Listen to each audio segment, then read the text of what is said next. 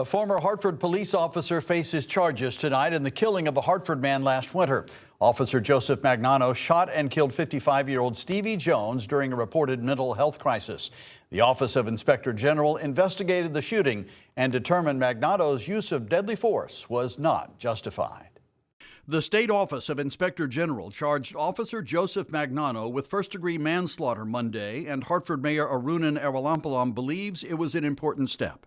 I think what we saw today was an affirmation of the process of justice that we have, and also the very foundation of our public safety infrastructure. The Inspector General's report says a family member called 911 on February 27th to report 55-year-old Stevie Jones was having a mental health crisis, that he had cut himself and still had the knife.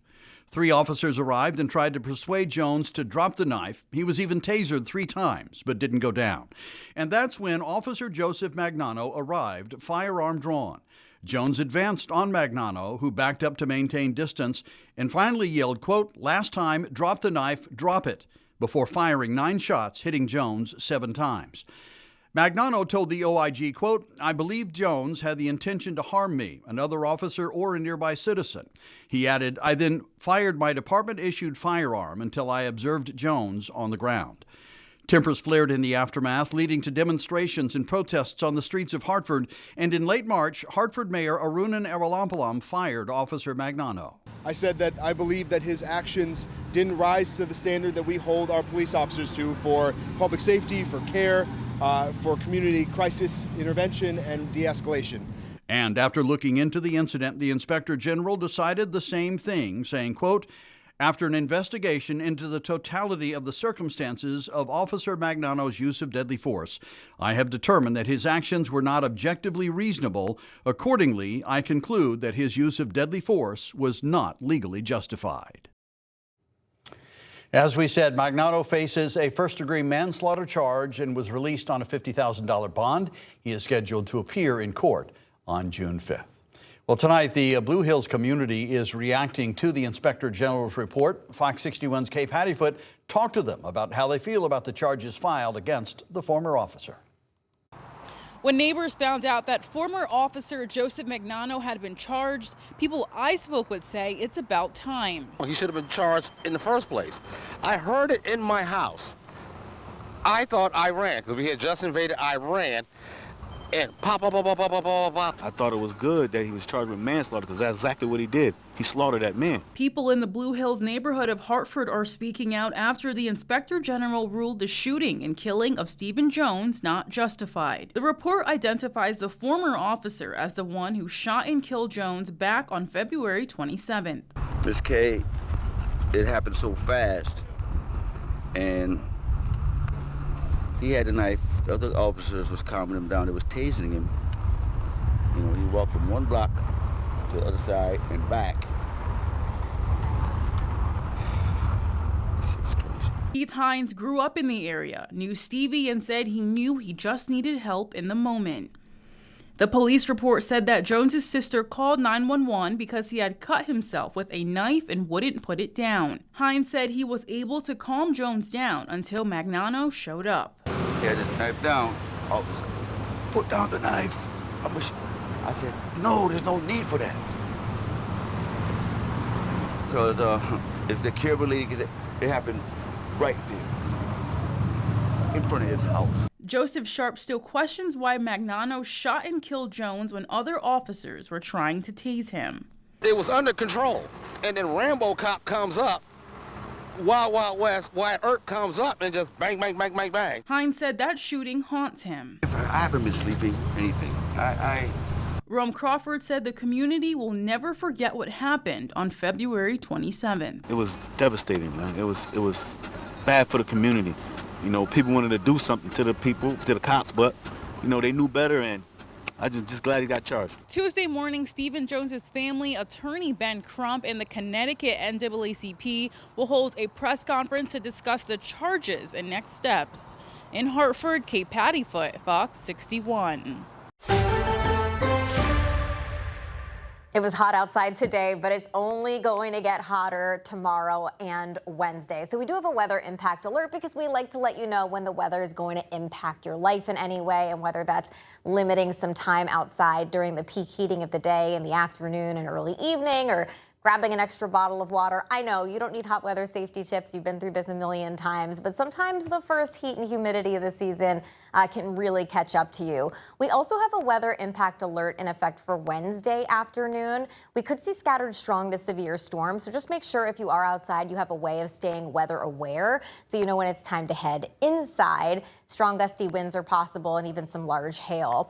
And that'll be from a cold front that will drop the temperatures and the humidity for Thursday right into this upcoming weekend. Here's a look at the numbers. It's still quite mild out there, and overnight lows will stay in the 60s. So if you were hoping to open up the windows and really cool off your home tonight, this is not going to be the opportunity to do it. Tomorrow, the heat is on. By noon, temperatures are already in the mid-80s, and we're looking at highs in the low to mid-90s, as we head through the late afternoon with record-challenging heat inland. At the shoreline, it's not as hot as inland Connecticut, but we're still looking at high temperatures in the lower to middle 80s as we head through the afternoon.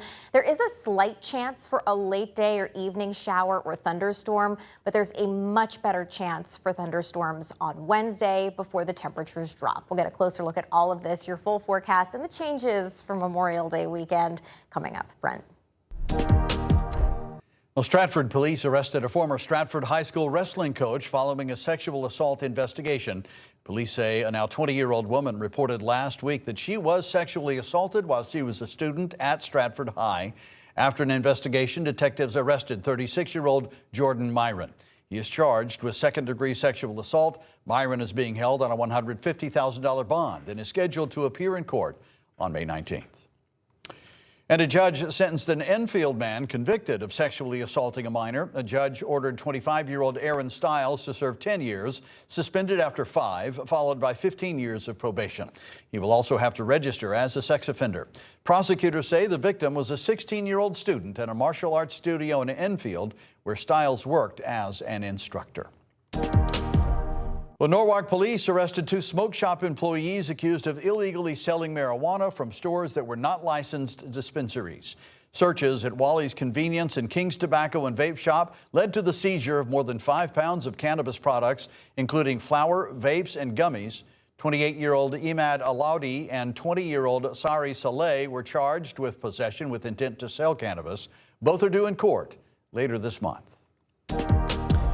100 people face charges in Tolland after police broke up a cockfighting operation over the weekend. Neighbors in the area say they are shocked and disgusted by the allegations.